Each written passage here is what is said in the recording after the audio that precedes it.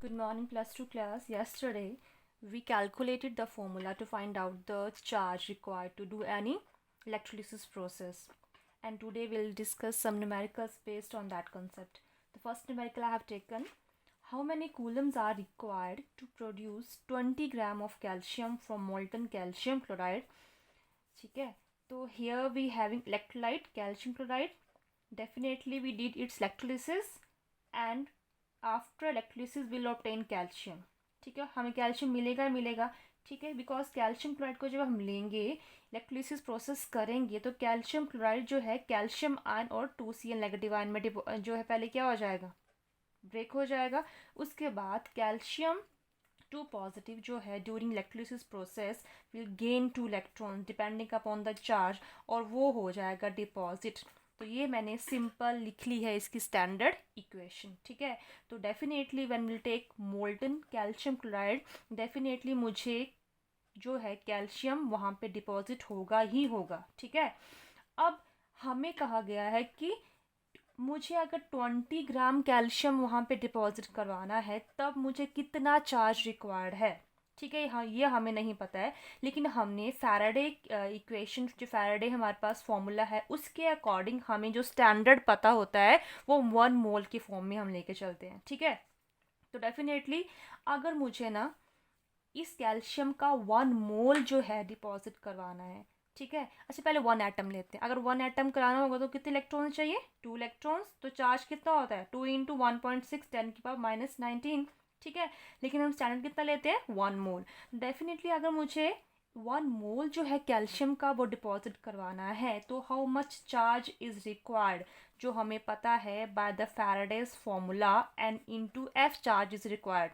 तो कितना charge required है, n कितना है यहाँ पे, 2 इलेक्ट्रॉन्स है ना यहाँ पे यूज हुए, तो 2 इंटू एफ कर देंगे. F is Faraday's constant. तो मेरे पास ये इतना चार्ज जो है मुझे रिक्वायर्ड है. लेकिन इतना चार्ज रिक्वायर्ड कब होगा, जब मुझे कितना डिपॉजिट करना है कैल्शियम, 1 मोल. ठीक है, अब मुझे कैल्शियम का ना एटॉमिक मास पता है, इट इज़ 40 ग्राम. कितना होता है इसका, 40 ग्राम होता है. तो इट मीन्स अगर मैं 1 मोल की बात कर रही हूँ तो इट मीन्स मैं 40 ग्राम की बात कर रही हूँ, because 1 mole of any substance is equal to its atomic mass and atomic mass of calcium is 40. इसका मतलब इतना ये हुआ कि charge required to produce 40 gram of calcium is also equal to this value, that is 1930000 coulomb, because 40 gram is equal to 1 mole. ठीक है, तो यानी कि अगर मुझे 40 ग्राम डिपॉजिट करवाना होगा तब मुझे इतना चार्ज रिक्वायर्ड है. Very simple.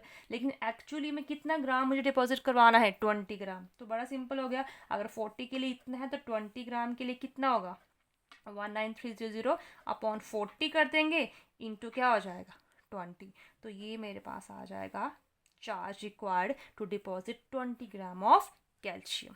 Clear? Next numerical हमारे पास है, silver is electro deposited on a metallic vessel of surface area 800 centimeter square by passing a current of 0.2 ampere for 3 hours. Calculate the thickness of silver deposited.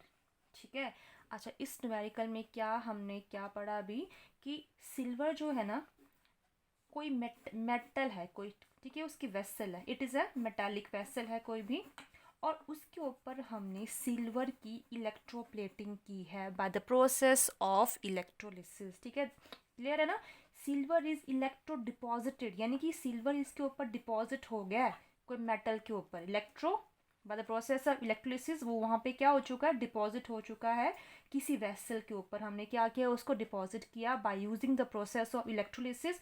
और उस vessel का area जो है, area कितना बताया गया है, 800 सेंटीमीटर स्क्वायर. और ये जो हमने प्रोसेस की है, ठीक है, जो हमने इलेक्ट्रोप्लेटिंग की है सिल्वर की, ठीक है, मैं किसी मेटल के ऊपर, ये हमने कितने टाइम के लिए की है, कितने टाइमिंग के लिए की है, 3 आवर्स के लिए हमने ये प्रोसेस की. और कितना टोटल हमने करंट पास किया यहाँ से, 0.2 एम्पेयर. तब जाके हमने सिल्वर को क्या किया, डिपॉजिट किया. ठीक है, दोबारा से सुन लो एक बार. हमने क्या किया है, with the process of electrolysis किसी भी एक मेटालिक वेसल के ऊपर हमने सिल्वर को इलेक्ट्रो डिपॉजिट किया है, and we done this process for 3 hours by passing the current of 0.2 ampere and the area of the vessel is 800 centimeter square. तो कहता है आप बताओ कि जो सिल्वर इसके ऊपर डिपॉजिट हुआ है उसकी थिकनेस कितनी है, calculate the thickness of the silver deposited. ठीक है, अब आपको यहाँ पे कुछ गिवन है पैरामीटर्स.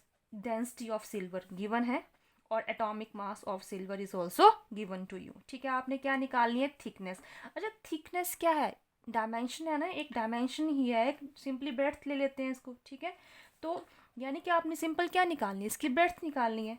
ठीक है, तो हमारे पास ब्रेड्थ निकालने का क्या फॉर्मूला हो सकता है, सिंपल वॉल्यूम क्या होता है, length into breadth into height. ठीक है, तो मान लेते हैं हमने इसमें से एक डायमेंशन निकालना है कोई भी. ठीक है, तो बाकी डायमेंशंस कहाँ ले जाओ, वॉल्यूम के नीचे ले जाओ. ठीक है, कोई भी निकालना है, लेंथ ब्रेड्थ हाइट. ठीक है, तो एक डायमेंशन क्या हो जाएगी, उसकी थिकनेस हो जाएगी, representing the thickness of the silver deposited on the metallic vessel. ठीक है, एक डायमेंशन को रहने दो इस साइड, बाकी दो डायमेंशन कहाँ ले जाओ, नीचे ले जाओ, वॉल्यूम के नीचे. ठीक है, दो डायमेंशन का जो होता है ना multiplication that is equal to area.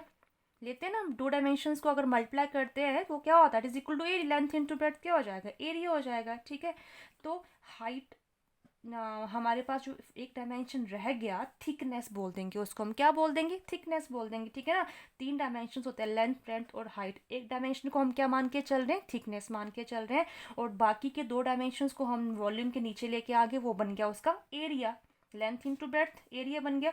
तो ये थिकनेस जो है उसको निकालने का हमारे पास क्या फॉर्मूला हो गया, volume upon area. Definitely volume क्या है, तीन डायमेंशंस हैं, और एरिया क्या है, तो दो डायमेंशंस है. अगर इसको हम डिवाइड करते भी हैं तो हमारे पास एक डायमेंशन रहेगा, that will represent the thickness. ठीक है, अच्छा, थिकनेस निकालने का मेरे पास फॉर्मूला आ गया, वॉल्यूम अपॉन एरिया.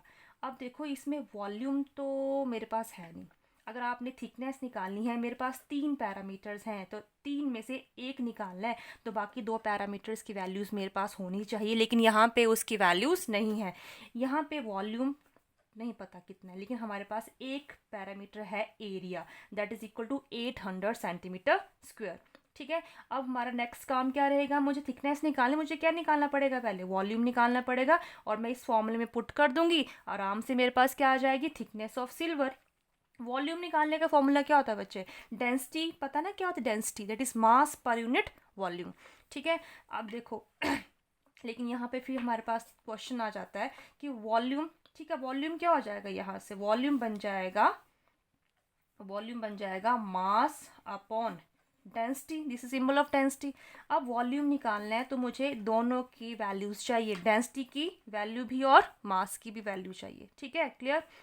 अब डेंसिटी की तो मुझे वैल्यू गिवन है, कितनी है, 10.47 ग्राम पर सेंटीमीटर क्यूब. ठीक है, लेकिन मेरे पास किसकी वैल्यू नहीं है बच्चे, मास की वैल्यू नहीं है. तो मुझे सबसे पहला काम क्या करना होगा, नेक्स्ट काम क्या करना होगा, मुझे अगर पता चल जाए कि सिल्वर का कितना मास डिपॉजिट हुआ है.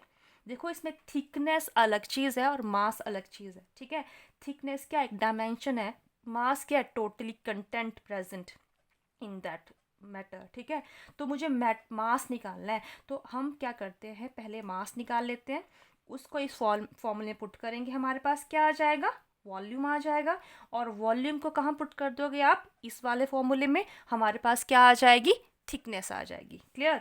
तो मास के लिए फिर से वही फैराडे का इतना सिंपलेस्ट हमारे पास फॉर्मूला है N/F. ठीक है, हमें पता है कि सिल्वर को अगर डिपॉजिट करवाना है हमें, तो सिल्वर आयन की फॉर्म में मिलेगा हमें. पहले वो इलेक्ट्रोलिसिस जब हम इसकी करेंगे इलेक्ट्रोलिसिस, तो एक electron will give silver solid. ठीक है, और वहीं से हम स्टैंडर्ड चलते हैं 1 मोल की अकॉर्डिंग. अगर मुझे 1 मोल ऑफ सिल्वर डिपॉजिट करवाना है, ठीक है, if I need to deposit 1 mole of silver, then charge required. ठीक है, मैंने लिखा है 1 mole of silver need charge for deposition. अगर मुझे यहाँ पे इस वाली मेटालिक शीट में 1 मोल सिल्वर का डिपॉजिट करवाना है, तब मुझे कितना चार्ज चाहिए, दैट इज N/F.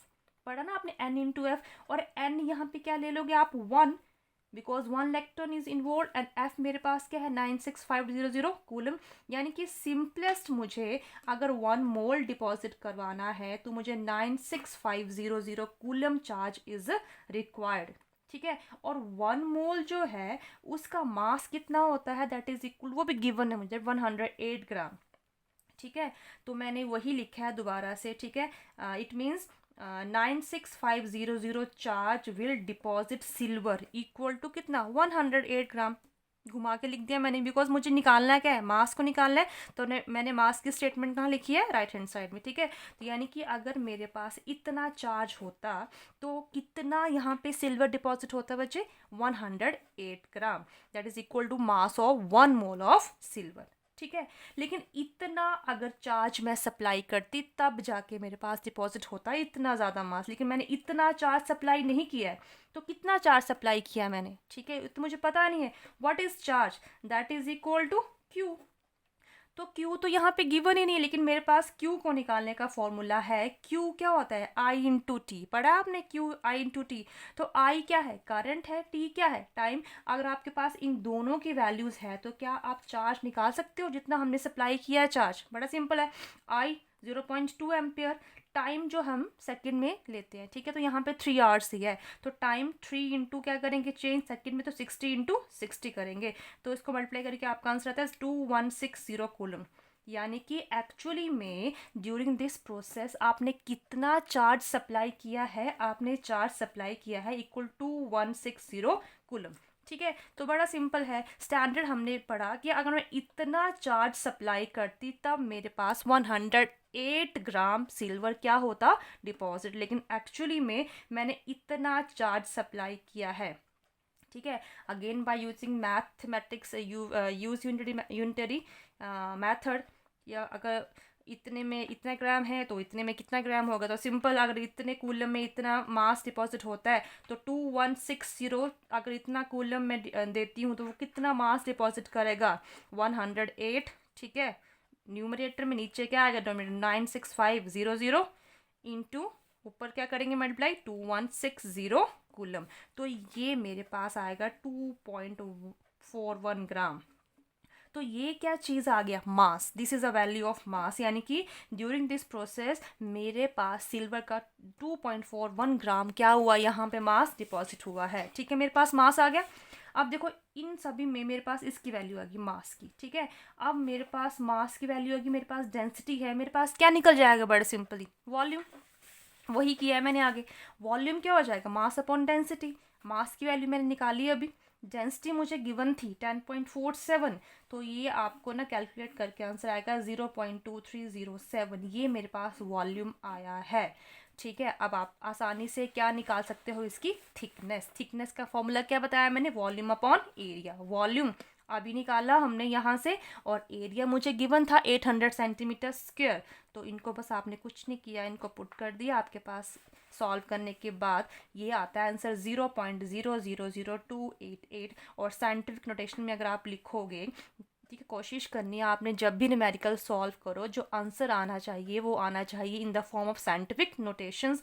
तो वो आप डेसिमल्स को मूव करोगे राइट हैंड साइड में, 2.88 जितने डेसिमल तक आपने मूव किया है वहाँ पे उतना ही माइनस करोगे। जब राइट में करते हो तो माइनस करते हो, पता है ना आप लोगों ने प्लस में पढ़ा है, तो -4 आ जाएगा। और ये थिकनेस है, ये आपकी आएगी सेंटीमीटर में। क्लियर, तो ये हमारे पास न्यूमेरिकल्स थे बेस्ड ऑन फैराडेज कांस्टेंट और फैराडेज फॉर्मूलेज।